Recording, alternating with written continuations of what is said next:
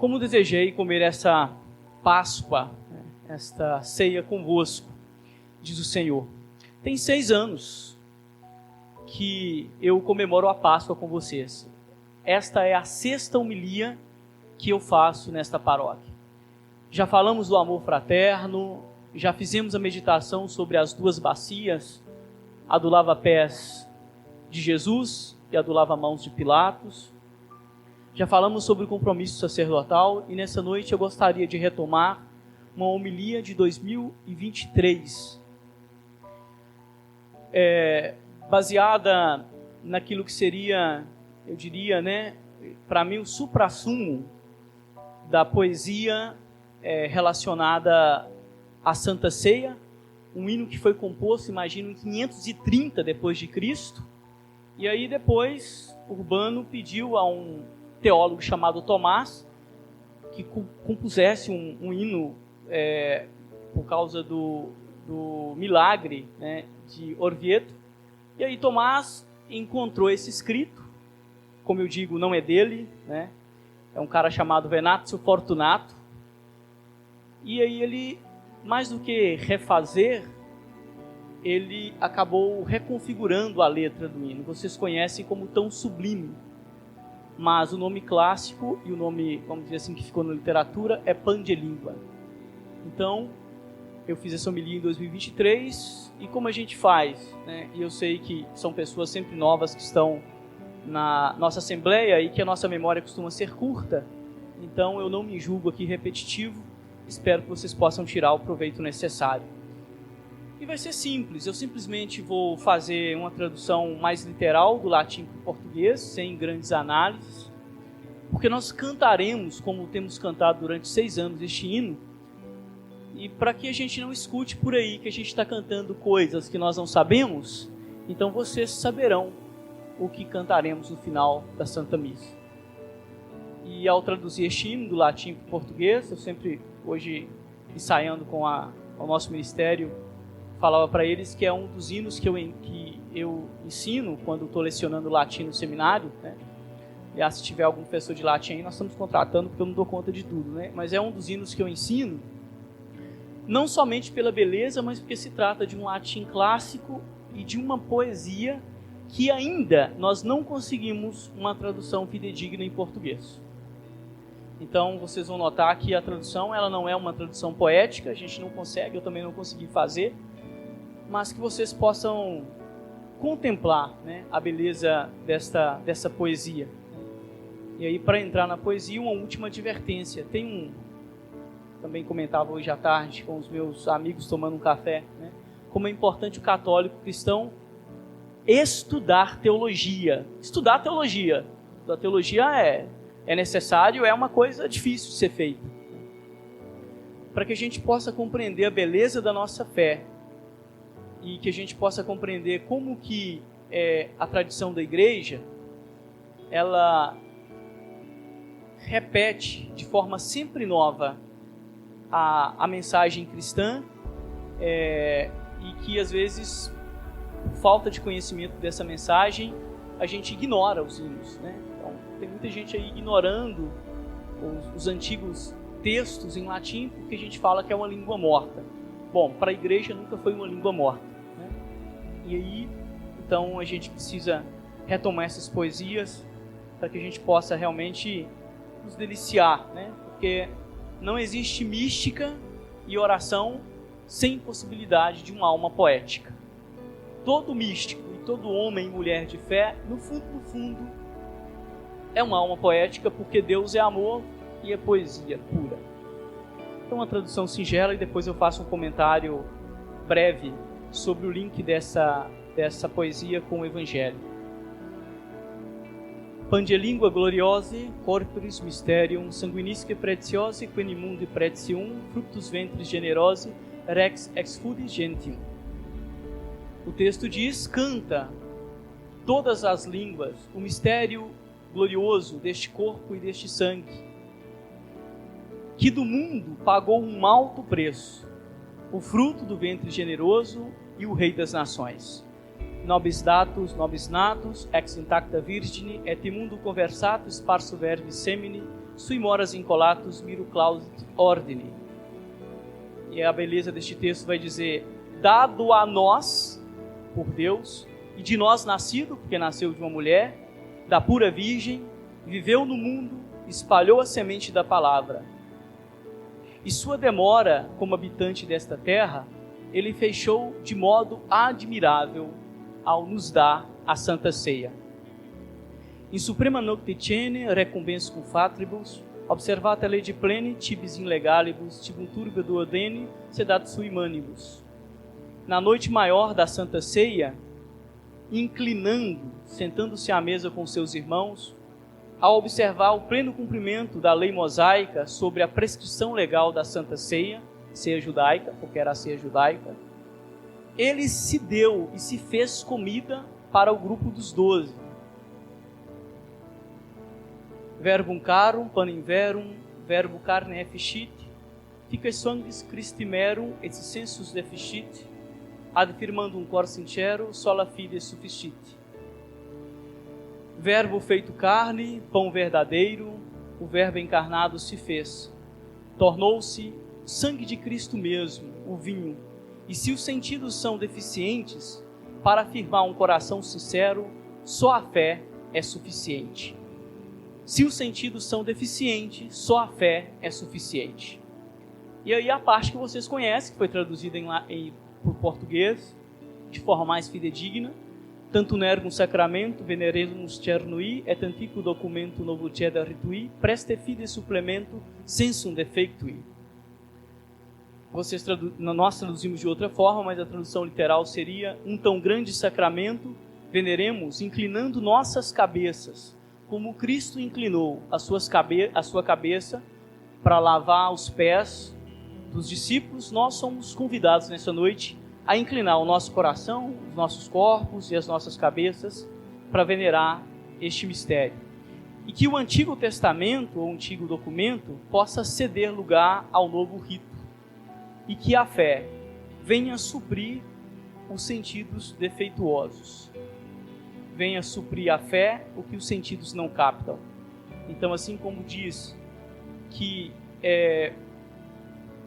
para os sentidos deficientes a fé é suficiente, agora o texto vai recordar que somente a fé pode suprir esses sentidos deficientes.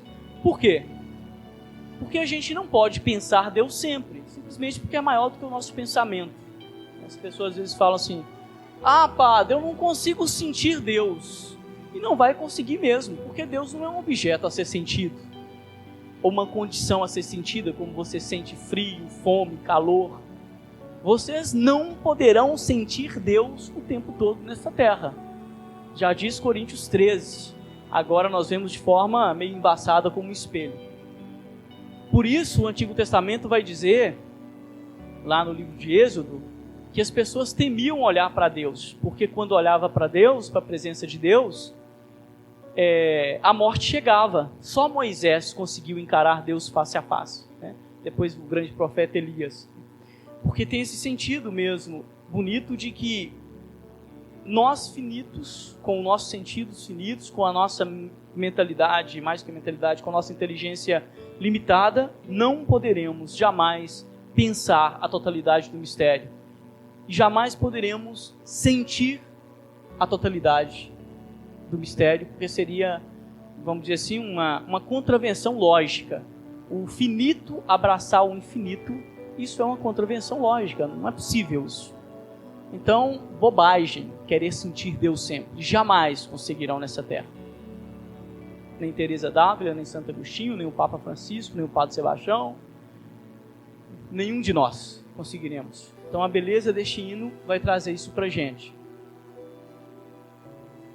E por último, genitori genitoque, laus et jubilatio, salus orno virstu quoque, sit et benedictio, procedente ab utroque, comparsi da laudatio, e aí vem o amém, que termina, que na verdade só vai falar ao Pai e ao Filho, louvor e júbilo, saudações, honra, virtude e bênçãos, e ao que procede de ambos, não fala o nome, mas o que procede de ambos é o Espírito Santo, igual louvor seja dado. É um hino belíssimo, que nós só conhecemos 2 estrofes, e que é, na verdade, um resumo magnífico, imagina, feito em 530, retomado em 1264 por Tomás de Aquino, e que nós ignoramos, às vezes, por preconceito com o latim. A gente não precisa ter preconceito, né, com o latim, a gente só precisa saber o que a gente está rezando, né? Então, simplesmente abraçar essa poesia e viver essa poesia. E aí eu termino, né, primeiro agradecendo aos nossos irmãozinhos aí, irmãzinhas, que se dispuseram a estar aqui essa noite para lavar os pés. Eu vou fazer este ato tendo o meu sacerdócio no sacerdócio de Cristo. Eu vou fazer o mesmo ato, recumbenscum fatribus, que é de me inclinar neste momento para lavar os pés de vocês. Como o cordeiro se inclina para dar a sua carne para a humanidade, este hino vai dizer que Cristo se inclinou na Santa Ceia e ao lavar os pés dos apóstolos para assumir a cruz e para dar a sua carne pela salvação do mundo. Por isso ele é o Cordeiro de Deus que tira o pecado, né? Quando vocês, não sei se já presenciaram, mas se algum dia presenciarem, né, um abate de um cordeiro, diferente do boi, que é um animal mais arredio, né, ele vai ao matadouro sem muita resistência, ainda mais se ele tiver afinidade com o seu pastor. E na literatura clássica fala do cordeiro que se inclina como humildade de criatura para oferecer a carne como sustento ao ser humano. Isso é muito bonito, porque este é o mistério da Eucaristia, né? Jesus que se inclina, então, como o cordeiro se inclina para dar sua carne em sacrifício, nós somos também chamados nessa noite a nos inclinar diante dos nossos irmãos no serviço. E por isso que na instituição da Santa Ceia, o evangelho que é lido é o evangelho do lava-pés, que vai falar do ato de inclinar, né, como ato de serviço, né? Daí também vem a palavra klinicar, em grego significa se inclinar para escutar. Isso passou para a nossa medicina. Escutar os sinais vitais, tanto para o médico quanto, né, vamos falar assim, para qualquer pessoa da área, significa inclinar-se sobre o paciente, né, para fazer a escuta dos sinais vitais. Jesus se inclina para nos escutar também e ao mesmo tempo para dar a sua carne em sacrifício por nós. Somos chamados então a viver essa Eucaristia como este ato de inclinar constantemente nosso coração, nossos ouvidos aos nossos irmãos para servir. A celebração do sacrifício sem esta inclinação, que muitos católicos preconizam, sem essa inclinação existencial, sem esta inclinação do coração, a celebração da Eucaristia é vã e pagã. E muitos de nós celebramos uma Eucaristia vã e pagã. Principalmente quando ficamos apegados ao ritualismo e esquecemos a dimensão existencial da Eucaristia. Não existe Eucaristia sem lava-pés. Impossível. Impossível. Por isso, senhores e senhoras ministras, quando vocês são investidos, isso é das primeiras coisas que o bispo fala, ou não? Não existe Eucaristia sem lava-pés, sem inclinar. Então, inclinar para tomar o corpo e o sangue do Senhor significa assumir, meus irmãos e irmãs, o compromisso de se inclinar para acolher o corpo do irmão que nos pede socorro. A Eucaristia sem serviço é a maior heresia. E sinto dizer, dentro da Igreja Católica, estamos cheios de hereges que comungam o corpo do Senhor todos os domingos, mas esquecem da sua missão existencial de se inclinar diante do irmão. Isso é inadmissível sobre qualquer bandeira que recebe o corpo do Senhor em vão. E a nós não nos resta julgar, nos resta pedir ao Senhor que tenha misericórdia desses que comungam o corpo e o sangue do Senhor em vão, porque fazem uma inclinação teatral, não se inclinam verdadeiramente, uma vez que a sua vida espiritual está desconectada daquilo que é a vida de serviço ético. E por isso, por mais que vocês possam ficar de vez em quando bravos com os sacerdotes, com os bispos, nós jamais vamos esquecer de pregar o autêntico evangelho, que vai sempre colocar que o serviço ao irmão, ao mais pobre, àquele que necessita, ele é, vamos dizer assim, fundamental, para aquilo que é a nossa comunhão completa com Deus. A nossa comunhão completa com Deus, ela se completa, vale aqui a redundância, pelos gestos de caridade do dia a dia. Então, celebrar essa Santa Ceia, a instituição do sacerdócio, significa isso. E por fim, eu peço a vocês a oração para todos os sacerdotes nessa noite. Não vou falar de forma especial por mim, ainda que muitos já me disseram que oraram hoje por mim, e eu agradeço as orações, mas que orem nessa noite pela fidelidade, dos nossos sacerdotes, porque nós também, muitas vezes celebramos e comungamos indignamente o corpo do Senhor, quando nós fugimos da nossa responsabilidade de pastor, pelo cansaço, pelo medo, pela conveniência. Às vezes o ambiente que o padre está inserido é um ambiente que o poda de muitas coisas, e ele tem medo, às vezes, do que o grupo A, o grupo B vai fazer, então ele costuma, às vezes, pregar aquilo que é o mais conveniente e fazer aquilo que é o mais conveniente. Rogue a Deus por nós, para que o nosso beijo ao altar não seja o beijo de Judas. Santo Cura d'Ars, depois me parece que São Afonso de Ligório repetiu isso, que todas as vezes que o padre chega ao altar, e oscula o altar, faz o ósculo, que é o beijo, se ele não está vivendo a vida cristã como nos pede o Santo Evangelho, todas as vezes que ele beija o altar indignamente, ele está dando o beijo de Judas ao Cristo. E eu tenho medo, e provavelmente, muitas e muitas vezes, eu dei o beijo de Judas ao Cristo. Por quê? Porque estou no caminho da santidade, não sou santo ainda. Mas vocês também, quando entram na fila da comunhão e recebem o corpo de Cristo com seus lábios, eu não estou falando aqui de uma pureza ritual, simplesmente de poder ou não entrar na fila da comunhão, como nos prescreve o catecismo, o ritual. Às vezes você está toda legalzinho lá, casado, tudo direitinho, mas seu coração está tão podre, e ao receber na sua boca o corpo de Cristo, também você está dando o beijo de Judas a Cristo.